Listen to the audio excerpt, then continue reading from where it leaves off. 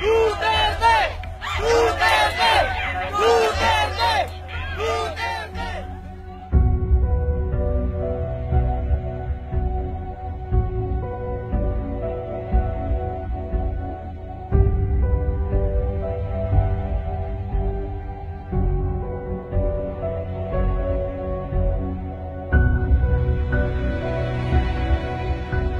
Yung ginagawa ko kasi, ini-introduce ko yung tatay ko.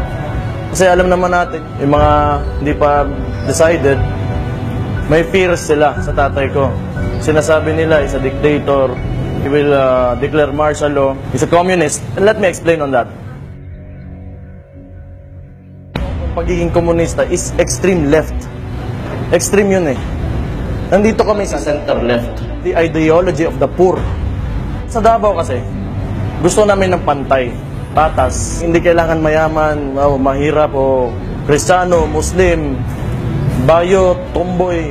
Lahat pantay. Social equality. Equality for all. Kasi, dito sa Pilipinas, yun yung wala sa atin. Sino may hawak ng Pilipinas? Those are the greedy people. Nandyan lang. Na nasa taas, na nasa pwesto. The oligarchs.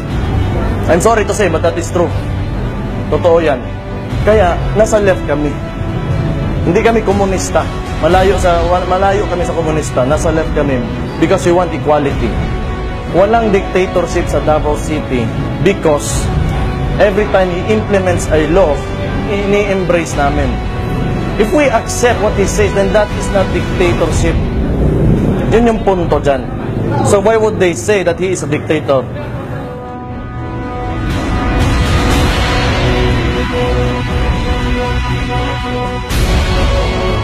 Yung kalaban kasi dyan, drugs and corruption. Yung drugs and corruption kasi, yun yung nagpapahirap sa mga Pilipinong naghihirap na. To whose benefit? To the syndicates, the few who want to take advantage of the lives of other people for their own profit. If you do not take advantage of each other, at magmamahalan tayo, at respeto lang, makakamit natin yung Philippines na gusto natin, na matagal na natin pinapanaginip. I assure you that.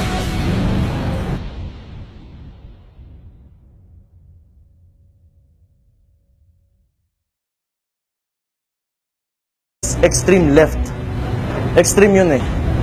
Nandito kami sa center left. The ideology of the poor. Sa Davao kasi, gusto namin ng pantay, patas. Hindi kailangan mayaman, mahirap o Kristiyano, Muslim, bayot, tomboy. Lahat pantay. Social equality. Equality for all. Kasi, dito sa want equality. Walang dictatorship sa Davao City because every time he implements a law, ini-embrace namin. If we accept what he says, then that is not dictatorship. Yun yung punto dyan. So why would they say that he is a dictator?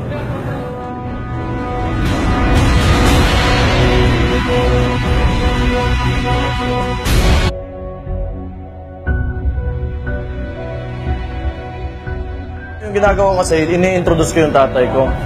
Kasi alam naman natin, yung mga hindi pa decided, may fears sila sa tatay ko. Sinasabi nila, he's a dictator, he will declare martial law, he's a communist. And let me explain on that. Pagiging komunista is Pilipinas. Yun yung wala sa atin. Sino may hawak ng Pilipinas? Those are the greedy people. Nandyan lang. Na nasa taas, na nasa pwesto. The oligarchs. I'm sorry to say, but that is true. Totoo yan. Kaya, nasa left kami. Hindi kami komunista. Malayo kami sa komunista. Nasa left kami. Because we